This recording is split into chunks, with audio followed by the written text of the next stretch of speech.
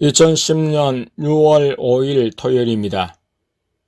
주님의 인도를 따라 우리는 물질을 버릴 뿐만 아니라 목숨까지 잃을 각오를 해야 합니다. 믿음의 사람들은 하나님의 말씀을 따라 살기 위해 가난하게 되며 고난을 당하기도 했습니다.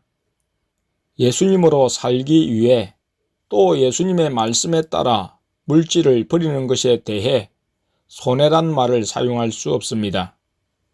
예수님은 우리의 영적 유익을 위해서 물질을 버리게 하시며 또 손해가 아닌 것은 지금까지 주님과 관계없이 인간적으로 행했던 일들, 땅에 마음을 두고 물질을 땅에 쌓으며 안락한 삶을 살고자 한 잘못을 정리하는 일이며 이젠 오로지 구원이요 내 생명이신 주님만을 소망 삼는 믿음의 행위이기 때문입니다.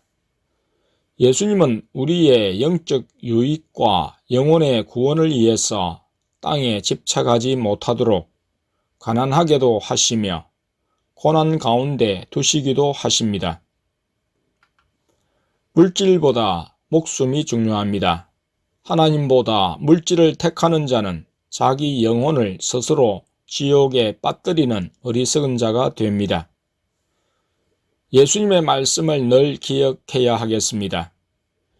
이와 같이 너희 중에 누구든지 자기의 모든 소유를 버리지 아니하면 능히 내 제자가 되지 못하리라.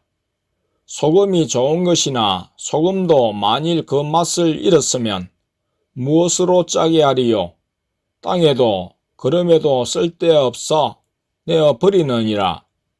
들을 귀가 있는 자는 들을지어다 하시니라. 누가복음 14장 33절에서 35절. 우리가 예수님을 위해 물질을 버릴 뿐만 아니라 핍박 가운데 가족이 죽임당하고 심지어 자기 목숨을 잃어도 손해가 아닙니다. 우리는 성경에서 주님을 위해 죽임당한 사람들을 불쌍하게 보지 않으며 손해본 사람들로 여기지 않습니다.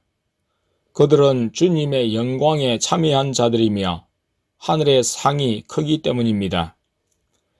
예수님을 위해 손해를 보며 억울함을 당할 때 손해라고 여기지 말아야 합니다.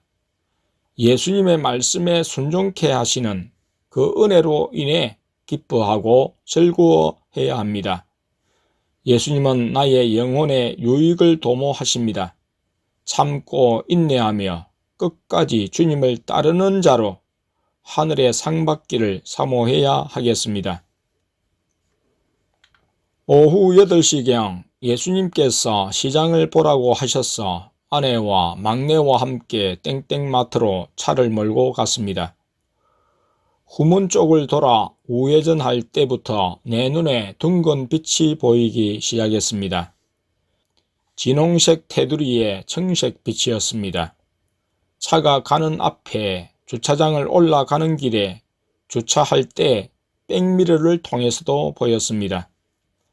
내려서 막내를 통해 예수님께 본 빛이 누구신지를 여쭈니 성령님이시라고 했습니다.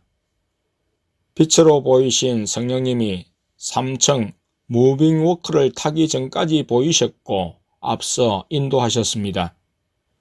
내 눈으로 보는 곳에 계셨습니다.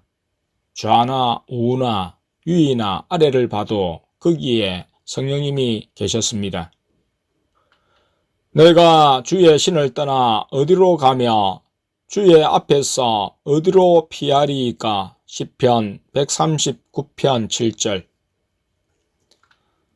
사택을 나서기 전 예수님께서 무엇을 먹고 싶냐고 하셨을 때 나는 우동을 떠올리고 아내에게 우동을 말했습니다.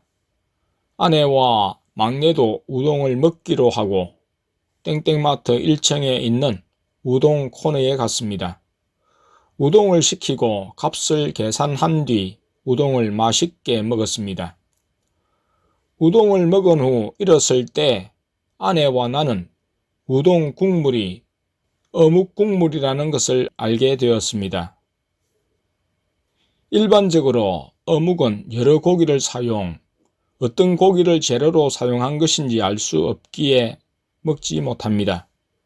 그것을 확인하고 다음부터는 못 먹게 됐다고 했습니다. 알지 못하고 맛있게 먹었지만 부정한 국물을 먹어 마음이 찜찜했습니다. 교회에 와서 성도님들과 이야기를 나누다가 한참 후 배가 사르르 돌며 찌르듯 아파서 화장실을 갔습니다. 배는 나오지 않았습니다. 얼마 뒤 다시 아랫배가 돌며 아파서 화장실로 갔습니다.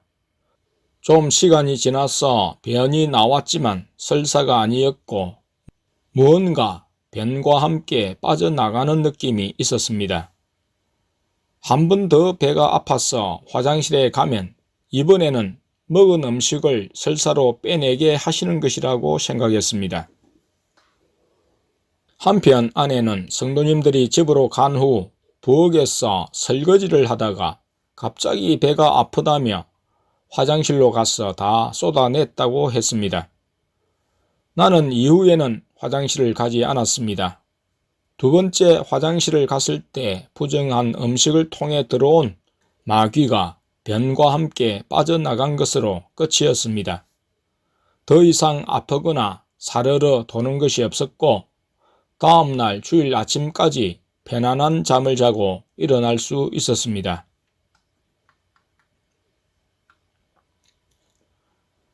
(2010년 6월 15일) 화요일입니다.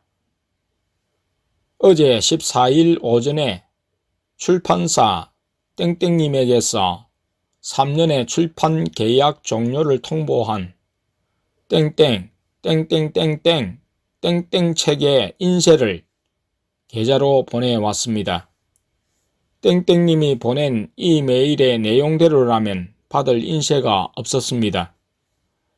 내게 거래 명체서가 남아 있어 그것으로 증거를 제시하니 꼼짝없이 곧 인쇄를 보내왔습니다. 둘째를 통해 이 일을 여쭈니 예수님이 하신 일이라고 하셨습니다. 거짓에 대한 통쾌한 승리였습니다. 돈을 입금한 땡땡님은 바로 전화를 걸어와 내용을 제대로 파악하지 못하고 이메일을 잘못 보냈던 것을 사과했습니다. 내가 돈이 없어서 얼마 되지 않는 인쇄를 받으려는 것이 아니라 땡땡님이 책 출판을 번복하고 우리에게 고통 준 값을 치르게 한 것이라고 말하며 지금 와서 보니 책을 내지 않은 것이 하나님의 뜻이었음을 말했습니다. 그러나 땡땡님은 사람들을 두려워해서 책을 내지 않은 것이기에 믿음의 부족은 하나님 앞에 회개해야 한다고 했습니다. 땡땡님은 자신의 믿음의 부족을 시인했습니다. 그러나 땡땡님은 전에 거절한 일을 다시 끄집어내어 삼위 하나님과 동행의 기록을 소설로 발행하면 어떻겠느냐고 했습니다.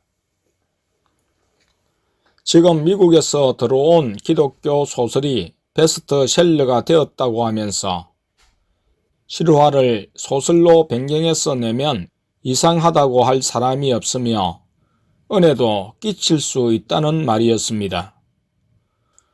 우리의 일을 믿지 않는 사람이 어떻게 소설로 쓰며 또 기록으로 실화 소설을 쓰는 것이 가능한 일인지 물으니 가능하다고 자신 있게 말하며 그렇게 하자고 해서 이는 예수님께 여쭈어봐야 하는 일이라고 했습니다. 밤에 둘째를 통해서 이에 대해 여쭈니 처음에는 그렇게 하라고 하셨으나 소설이 지금의 인도 내용과 달라질 수 있고 내용에 대해서는 간섭할 수 없다고 말씀드리며 재차 여쭈자 아무 말씀을 하지 않으신다고 했습니다. 오늘 15일 밤에 둘째를 통해 나를 사택으로 부르신 예수님께서 책을 내고 싶으냐고 물으셨습니다. 출판사 땡땡님은 책을 팔아 돈을 벌 욕심, 물론 말은 책을 통해 독자들에게 은혜를 끼치기 위해서라고 하지만 책을 팔아 돈을 벌 욕심으로 핍박을 면하고자 실제적인 내용을 바꾸어서라도 소설화하려는 것이었습니다. 내가 실제 내용을 소설로 변경해서 내는 것은 아닌 것 같다고 말씀드렸을 때 예수님께서 책과 돈의 매일 것을 경계하시며 내지 않는 것이 예수님의 뜻임을 말씀해 주셨습니다. 즐거운 하나님의 가족과 함께 하신 삼위일체 하나님의 역사에 대한 일을 변경하려는 것을 볼 때 땡땡님은 독자를 영적으로 변화시켜야 한다는 말을 하지만 실상은 출판사의 이익을 위한 일이었습니다. 지금까지 땡땡, 땡땡땡땡, 땡땡의 출판 과정이나 또 즐거운 하나님의 가족의 출판 번복으로 땡땡님이 고통 준 것을 생각하면 어떤 달콤한 제안도 거절하는 것이 마땅했습니다. 책이 우리의 믿음의 길을 보장하거나 책임질 수 있는 것이 아니었습니다. 우리에게는 오직 예수님이 보장이셨습니다. 예수님의 인도를 따라 사는 것에 촉할 뿐 책은 더 이상 생각지 않기로 했습니다. 책 때문에 사람들 중심으로 나아간 사람들과 책과 돈을 의지하여 예수님만 의지하고 따르는 믿음에서 탈락한 사람들이 많기 때문입니다.